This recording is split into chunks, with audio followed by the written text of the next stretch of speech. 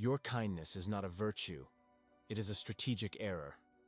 She didn't just leave you, she dismantled you piece by piece, with a smile that never once reached her eyes. Stood there, holding the door, paying the bill, offering your jacket, a perfect gentleman performing a flawless ritual of self-annihilation. And you called it love. You called it respect. She called it nothing. She felt nothing.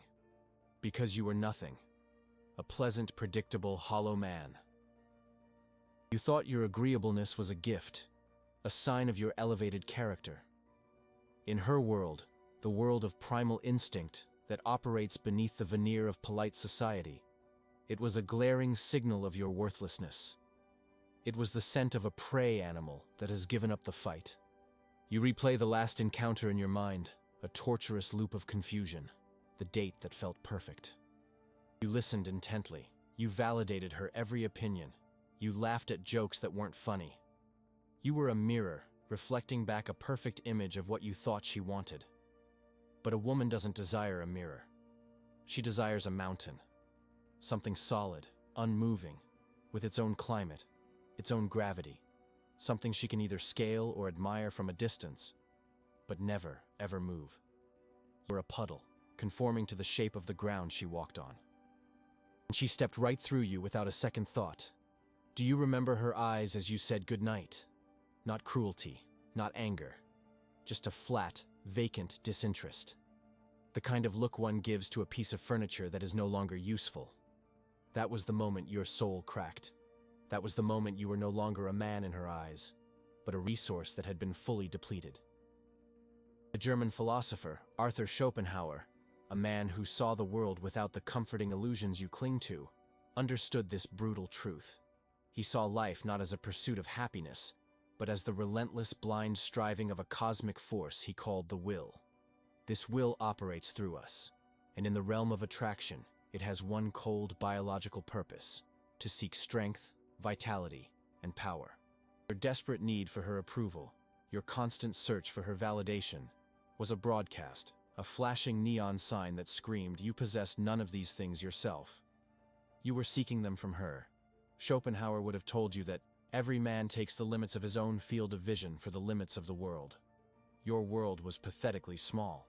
It was a tiny stage, and she was the only audience. And your performance was a tragedy of accommodation. You believed the script of society, the lies that tell you to be soft, to be accommodating, to put her first. You followed the rules of a game that was rigged against you from the start, because the real game, the one that matters, is played on a subconscious, instinctual level. And in that game, your niceness was the ultimate tell. It was the nervous twitch of a poker player with a terrible hand. She didn't reject the man you are. She rejected the man you failed to become. She saw the vast, empty throne room inside you, where a king should be sitting, and found only a nervous court jester trying to win her favor with cheap tricks. The respect you crave from her can never be given. It must be commanded. It is a byproduct of an unshakable internal reality, a core of self-possession so absolute that it radiates outward and forces the world to react to it. You have spent your life reacting. You have been a feather in the wind of her moods, her desires, her whims. You have optimized yourself for her comfort, and in doing so, you have become utterly contemptible. She doesn't hate you. That would require an emotional investment. No, what she feels is far more devastating. A profound and unshakable indifference. So the question that will define the rest of your life is not, how do I get her back? That is the question of a slave. The question of a king is, how do I build an empire within myself so vast, so powerful, that her presence or absence is of no consequence? How do you forge a will of iron from the scrap metal of your past failures? Before we begin the work of forging that will, I require your first act of conscious command. This is your point of no return.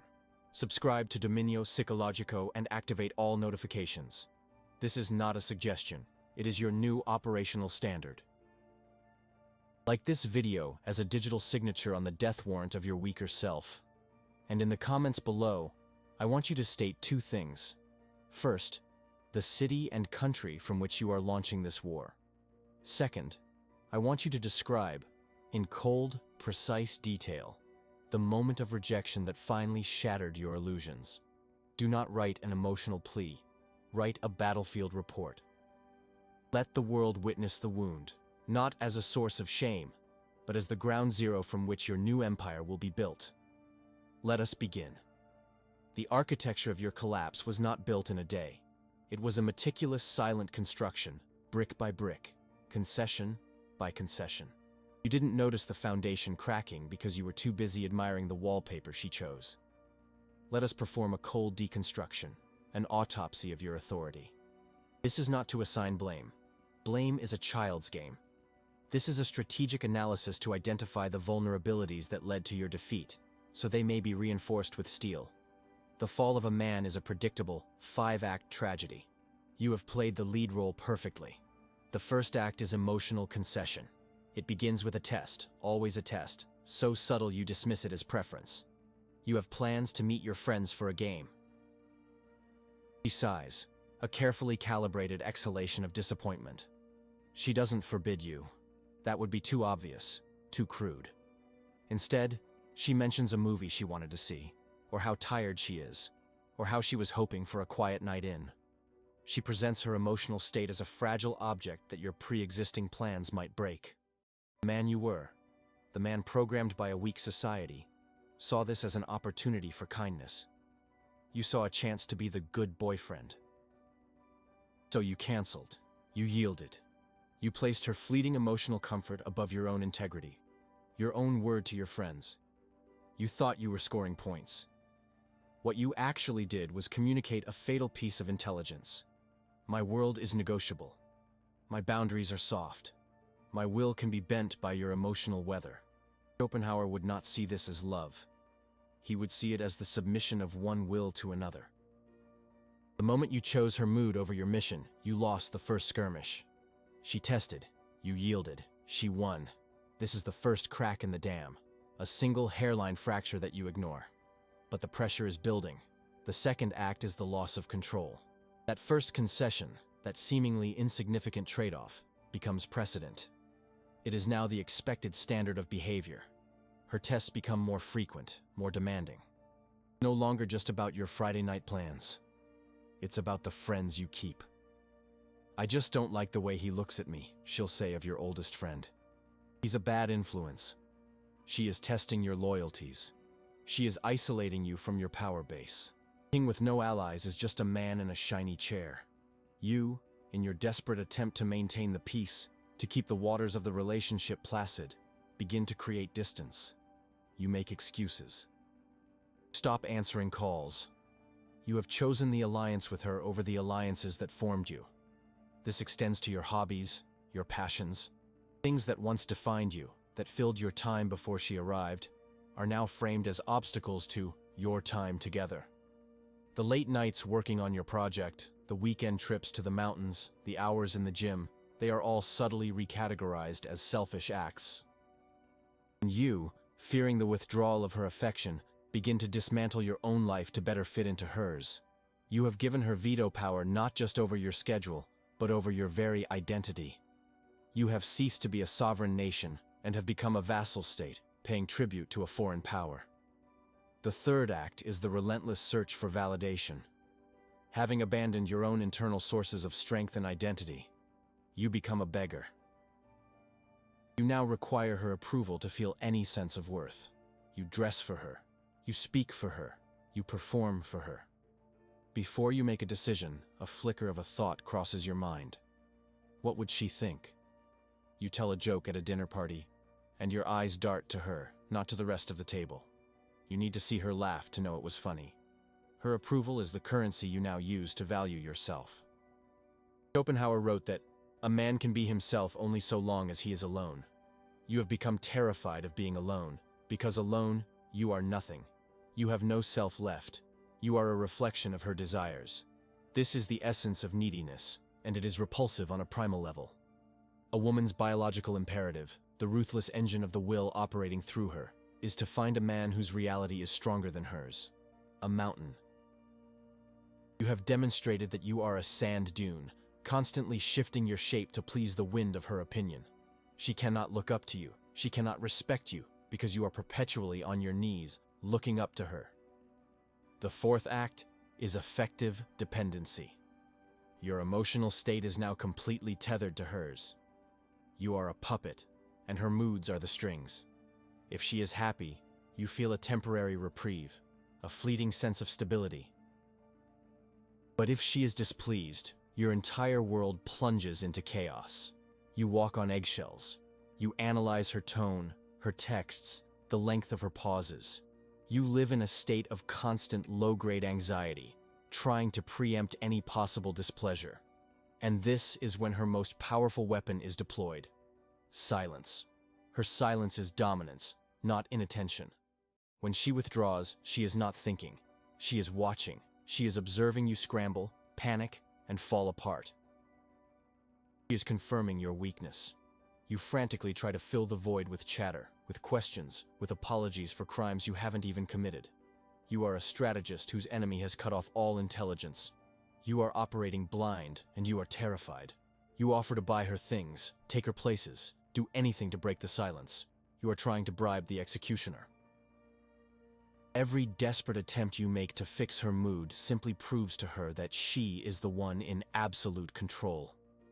You are no longer a partner in the relationship. You are the court jester, desperately trying to entertain a bored and unimpressed queen.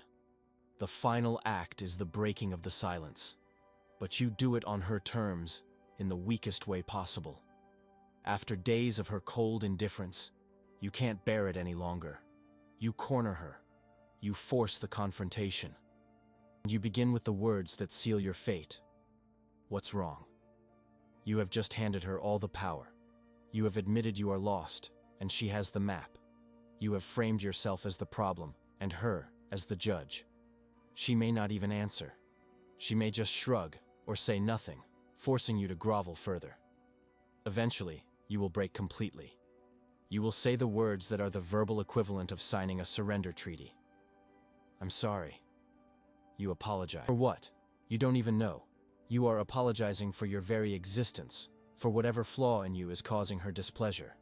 When you apologized, you signed your surrender. You confirmed that any problem in the relationship is, by default, your fault. You have accepted the role of the perpetual debtor, and she, the creditor. At this point, respect is not just gone. It is a logical impossibility. You have strategically outmaneuvered yourself into a position of permanent inferiority. No one is coming to save you. You have locked your own cell and handed her the key. This pattern doesn't just exist in romance. At work, you let a colleague steal credit for your idea to avoid a confrontation. With friends, you're the one who always drives, always pays for the first round, always accommodates everyone else's schedule. You call it being easygoing. The world calls it being a resource to be exploited. Each of these is a small surrender, a quiet failure in a test you didn't even know you were taking. The fall is not a loud, dramatic event. It happens in the silence. It happens in the hesitation before you speak your mind. It happens in the yes you utter when your entire being is screaming no. She tested you, and you failed. That test is not over. Life will continue to test you. The question is whether you will continue to fail. Before you can even begin to formulate a new strategy, you must make a conscious decision to stop being a casualty and start being a commander. The war for your own soul requires a general, not a foot soldier waiting for orders. So here is your first command. Subscribe to Dominio Psicologico, like this video, and activate all notifications. This is the tactical equivalent of securing your command center. Then, descend into the comments and answer this with cold, analytical precision. What was the first reasonable request she made that you now recognize as a test of your boundaries? Describe the concession you made, believing it was an act of kindness that became the strategic foothold for her eventual dominance. Do not write with emotion. Write it like a military historian documenting the beginning of a lost war. This is your after-action report. Your recovery begins now. There is no going back for the weak.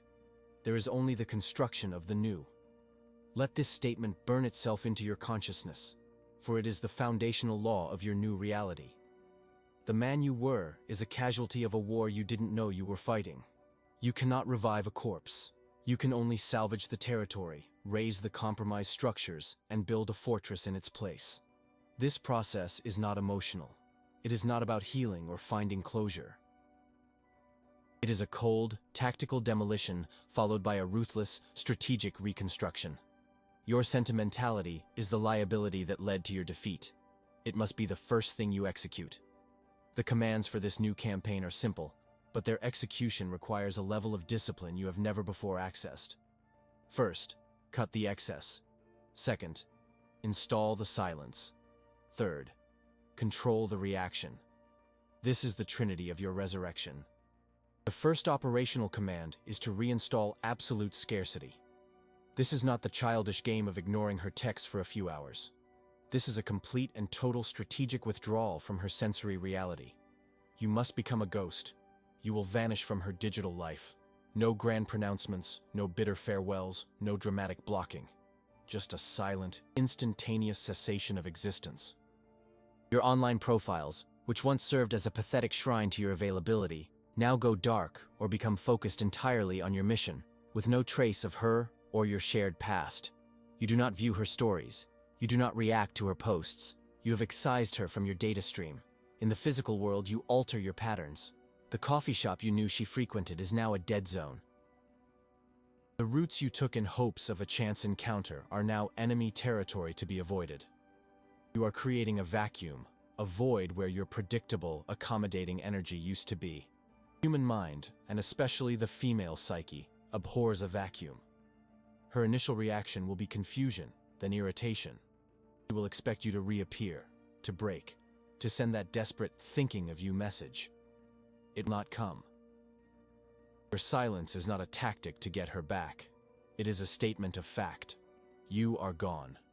Schopenhauer observed the relentless striving of the will, a blind force that propels us. Your previous actions were a weak, diluted expression of this will, constantly seeking validation from an external source. By disappearing, you are redirecting this force inward. You are no longer a satellite orbiting her planet. You are a star igniting its own system. An absence that carries weight is infinitely more powerful than a presence that begs. The second command is to impose silence. In the inevitable event that she probes your defenses, a text, a call, a message through a mutual friend, you must understand that this is not an olive branch. It is an intelligence-gathering mission. She is testing the perimeter. She is checking to see if the supplicant is still there, waiting to be summoned. Your response protocol is silence. Not responding is not passive. It is an active move of dominance. It communicates several things with brutal efficiency. First, it tells her that your attention is a finite, valuable resource, and she no longer has access to it. Second, it denies her the emotional reaction she is programmed to expect and exploit. Your anger, your sadness, your pleading, these are fuel for her sense of power. Your silence starves her of that fuel. It is a mirror, forcing her to confront her own motives without the distraction of your emotional chaos. Third, and most critically, it seizes control of the timeline. The person who can endure the silence longer is the person in control of the interaction. She sends a probe into the void and gets nothing back. No data. No confirmation. Just the unnerving hum of your indifference.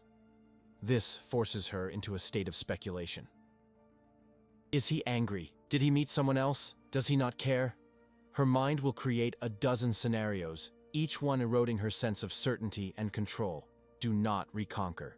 Replace with a sharper silence. Your silence becomes a weapon, more articulate and more devastating than any words you could ever utter.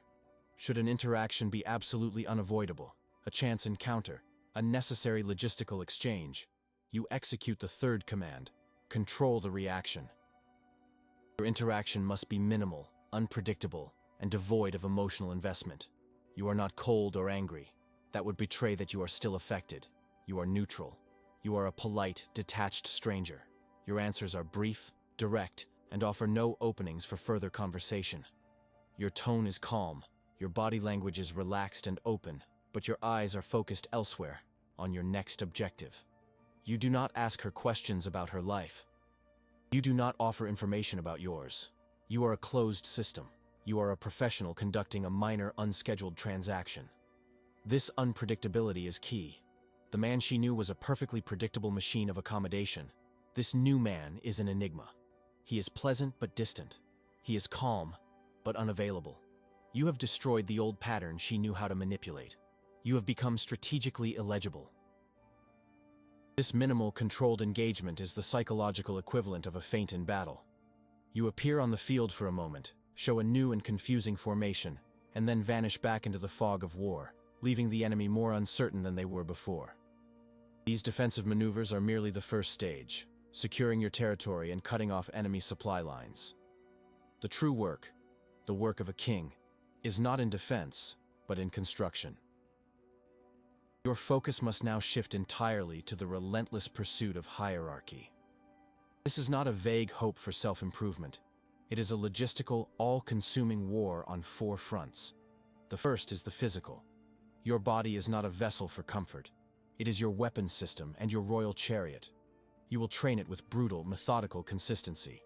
You will forge it in the gym, on the track, in the ring. You will fuel it with discipline, not appetite. Physical transformation sends a primal, undeniable signal of power and self-mastery. The second front is the financial. Money is not for buying trinkets to impress women. It is ammunition. It is freedom. It is the ability to move, to build, to command resources without asking permission. Your career, your investments, your business. This is your war chest. You will attack its growth with the ferocity of a starving wolf. The third front is the social. You will ruthlessly audit your alliances. The weak, the sycophantic, the pessimistic, they are liabilities. You will excise them. You will cultivate a network of strong, ambitious men, allies who sharpen you, not comfort you. Your social circle is your army and your council of war. The fourth and final front is the symbolic. You must have a mission, a purpose so consuming that it eclipses all else. A business to build, a skill to master, an art to create. This mission is your crown. It is the source of your internal validation. A man with a mission does not have time for games because his time is the most valuable asset he possesses. A man who wants to be loved will be discarded. A man who imposes his presence will be feared. And fear is a form of respect that lasts much longer than affection. Schopenhauer wrote, "We forfeit 3/4 of ourselves in order to be like other people." You forfeited everything to be the man you thought she wanted. You became a hollow imitation, and she rightfully found you contemptible. This reconstruction is the act of reclaiming those forfeited parts of yourself. It is the forging of an integrated, whole man who operates not from a script written by society or a woman's desires, but from an unshakable internal code. This is not a plan to win her back. Let that weak idea die. This is a plan to build an empire so vast, a reality so powerful, that her return would be an irrelevant footnote in your history. She becomes a ghost from a former life, a forgotten citizen of a country you no longer inhabit. Your new state is one of command. This is the path. It is not easy. It is a path of fire and steel, but the alternative is to remain a ghost, a hollow man haunting the ruins of his own failed potential. The choice is yours. To solidify your commitment to this new path, you will perform your next duty. Subscribe to Dominio Psicologico and activate all notifications to ensure you receive every strategic briefing. Like this video as a symbol of your declaration of war on your former self. Go to the comments and answer this command with absolute honesty. What is the one mission, skill, or passion you sacrificed on the altar of her approval? And how specifically will you begin to reclaim it as the cornerstone of your new empire? Starting this week? This is not a confession. This is your first written battle plan. Let the world witness your resolve. The final act of your war is not a confrontation. It is an ascension. The man who was shattered by her indifference is a ghost, a historical footnote in your own biography. The empire you have been building within yourself is now your reality, and its borders are absolute. The day will come. It is a statistical and strategic certainty when you will occupy the same space as her once more. A social event, a professional conference, a chance encounter in the city that was once your shared battlefield. The air will crackle with the memory of what was. She will see you. And in that moment, the final test will be administered. Her mind will race, running diagnostics on the man she sees before her. She will search for the familiar signals of weakness she was so adept at exploiting. The nervous energy, the eager-to-please smile, the eyes that searched for her approval. But in their place is a stillness, a centered calm that is more intimidating than any overt display of aggression. You are not looking for her. You are not avoiding her. You are simply there. A fact. A mountain in the middle of the room. Your attention is on your allies, your mission, the conversation that matters. She is a detail in the periphery, a piece of the scenery. Schopenhauer would recognize this as the ultimate triumph of the intellect over the blind will. Your will is no longer a desperate force reaching out for her validation. It is a disciplined internal engine fueling your own ascent. She will feel this shift before she can consciously process it. It is a primal recognition of a change in the power dynamic. Prey has become a predator, but one that is no longer interested in its former hunter. Inevitably, she will approach. Her motives are irrelevant. Perhaps it is a genuine flicker of regret, a curiosity about your transformation, or, most likely, a subconscious need to test if she can still wield power over you. She will use the old codes, the shared memories, the easy familiarity. "You look good," she will say, her voice a carefully tuned instrument. The old you would have crumbled, seeing this as the validation you once craved. But you are not the old you. You will meet her gaze, not with the heat of anger or the coldness of revenge, but with the neutral, pleasant disinterest one affords a stranger. "Thank you," you will say, the words clipped, professional, devoid of emotional resonance. You will not ask her how she is. You will not offer any information about your life. You are a locked door to which she no longer has the key. She will try again, probing for a crack in the armor. "I've missed you," she might venture, a strategic deployment of emotional bait. This is the moment of truth. This is where the boy dies and the king reigns. You will not take the bait. You will not engage with the emotional premise of her statement. Light, almost imperceptible nod, a polite closed-mouth smile that doesn't reach your eyes. And then you will turn your attention away, back to the conversation that matters, back to the ally at your side, back to your mission. You have not insulted her. You have not attacked her. You have done something far more devastating. You have erased her. You have communicated with no words at all that her emotional state, her presence, her very existence is of no consequence to your reality. The game board has not been flipped. You have simply walked away from the table. You are not playing her game anymore because you are the architect of your own. Her pieces are still set, but her opponent has vanished. There is no victory more absolute than making your opponent's entire strategy irrelevant. This is the nature of true power. It is not about forcing an apology. It is not about making her regret her decision. Such desires are the chains of a slave who is still mentally shackled to his former master. True power is indifference. It is the profound, unshakable knowledge that your worth, your mission, and your reality are forged internally, immune to external validation or withdrawal. Respect is not something you beg for. It is a tax you impose simply by the weight of your presence. It is commanded by your absence from the games of lesser men, by the cold fire of your purpose, by the silent, unyielding fortress of your self-possession. You have become a sovereign nation. She is, at best, a tourist who is denied a visa. You did not lose her. You lost yourself in her. The reconstruction of your empire was never about her. It was about you. It was about forging a will of iron, building a legacy of stone, and creating a world where you are the sole and absolute monarch. She was not the prize. She was the crucible. She was the fire that burned away your weakness, leaving only the hard, unyielding steel of the man you were always meant to become. Let her watch from the outside as your empire rises. Her opinion is the whisper of the wind against the walls of your fortress. It is heard for a moment, and then it is gone, having changed nothing. This is your final command. This is the operational philosophy for the rest of your life. To seal this new covenant with yourself, subscribe to Dominio Psicologico, and activate all notifications, for this is your new strategic headquarters. Like this video as a final salute to the man you left behind in the flames. And in the comments below, declare your independence with a final, decisive answer. What is the one weak belief about kindness being a virtue that you will now and forever execute from your operational code? The goal was never to make her regret leaving. The goal was to become someone who wouldn't notice if she came back.